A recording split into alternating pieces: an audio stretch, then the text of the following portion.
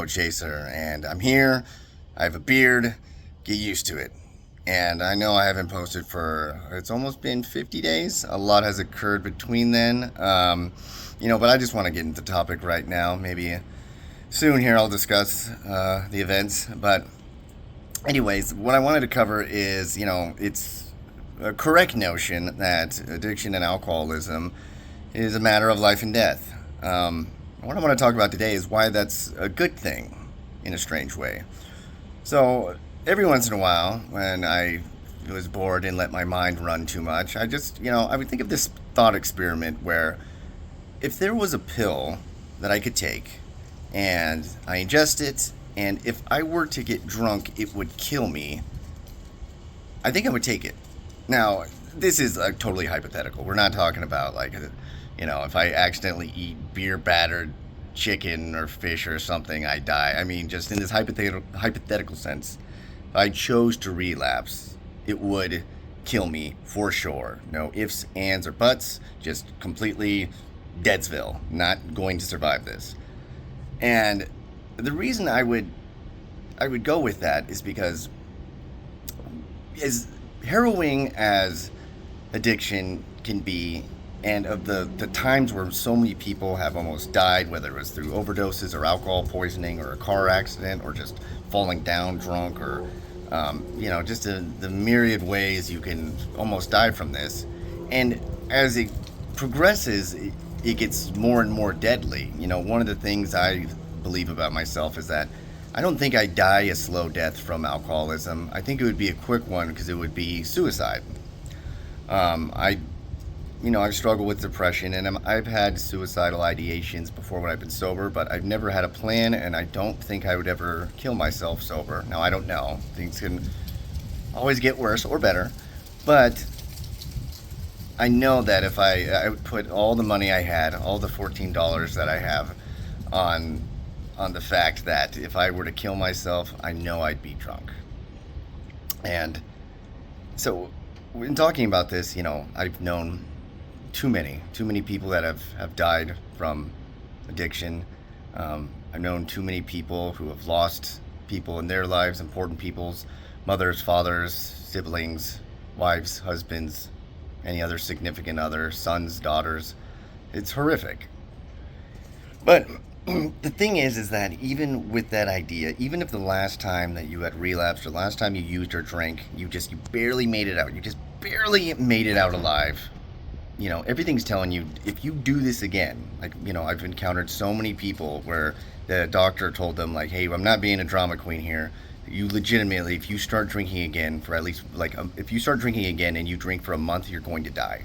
Your kidney is going to give out. Your liver is going to fail. You will die. And they still drink after that because with the insidious nature of addiction is that if there's just if it's not a definite thing, if it's not absolutely true that you will die if you pour any alcohol into your body or if you ingest any drugs, if that is not 100% true, there's still a chance, so to speak. So you're telling me there's a chance? Yeah! Yeah, so if there is a chance, the sickness of the mind will take it. We will still take that chance, even though we know it's life and death, because it's not guaranteed.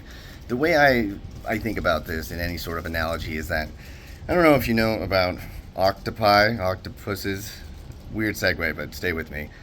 They have this kind of crazy way where octopi have beaks, by the way. I don't know if you know that. I'm sorry, you do now. But they have beaks, these little tiny beak just under its head thing.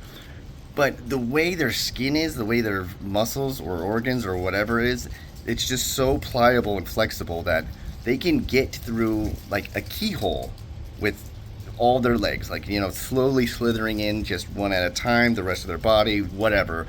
They can basically sneak into anything, any hole that is the size of their beak, because the beak is the only thing that doesn't flex or, you can't smooth the beak out a little bit. The beak is just right there. But if it's as big as that, an entire octopus, a huge octopus, can just slide through that hole. I think about that. I think about the beak being drugs and alcohol, and then just everything else in your life, all the consequences, all the other things, all the possibilities, all the experiences you've had in the past, all of that shit around it, that it just seems like going through that hole is using drugs and alcohol. It just seems like there's no way you could do this. No way, with the times you've overdosed, with all the other consequences that happen with you getting, possibility of your kids taken, getting your kids taken away, losing this job, becoming homeless, like all this stuff. There's no way you could do it. But if there's a chance that we won't die or the bad thing won't happen, that maybe we can get away with it, we'll start flexing all that stuff down, start squishing it together, and we will get through that keyhole as long as the drugs and alcohol fit. Because as long as there is that chance, that wiggle room, I think that's the phrase I was looking for.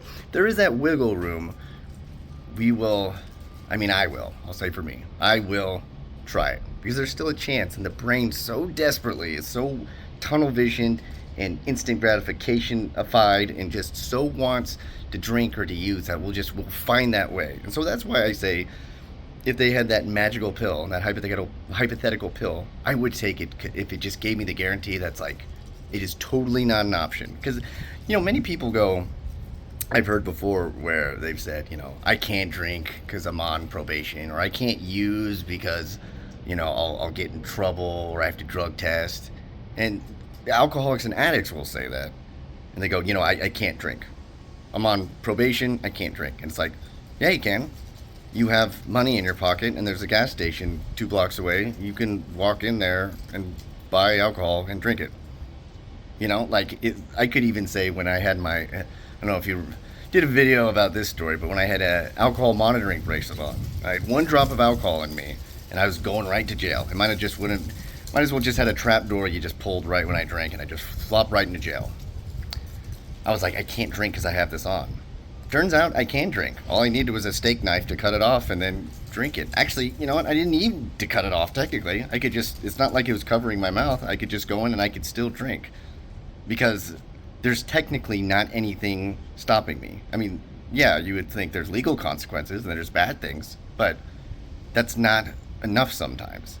It's not enough unless it's guaranteed immediate. Like, that's why people have done all the crazy things, yours truly as well, to, get past drug tests, or to get past the law, or to get past, hiding and sneaking, get past her family, get past, just all of this stuff we've done. It all circles around of just being able to get away with it. And so if there's any sort of chance, we will. And that's why I say in this strange way that the idea of relapsing again or continuing to drink or use to be a life or death scenario, I mean, it can be a blessing, or at the very least you can find a silver lining in the fact that, like, it will be enough, hopefully, to fortify the truth, not the idea, but the truth in your mind that you can't do this shit anymore.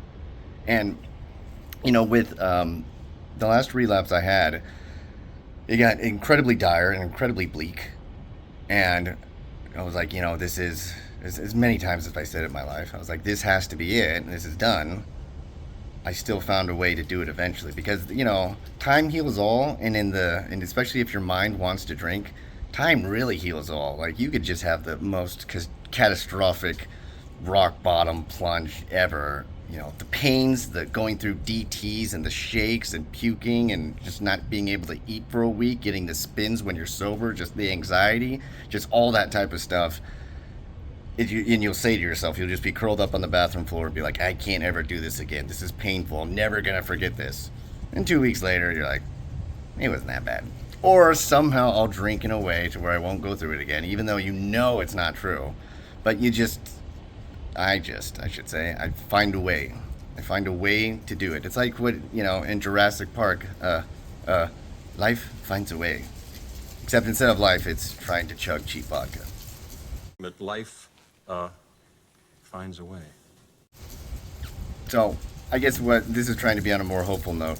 If your situation is so incredibly dire that it's life or death, I have tremendous sympathy for you, and I hope you can make it through. So if you can take one thing from it, just say to yourself, at least I can use this to again, fortify in my mind that I can't do this anymore, and just try to go from here.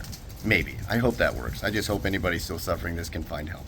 So I appreciate you guys for watching, and I'll be getting back on track, and coming out with more videos. And, you know, if you're just watching, I appreciate it. Be well.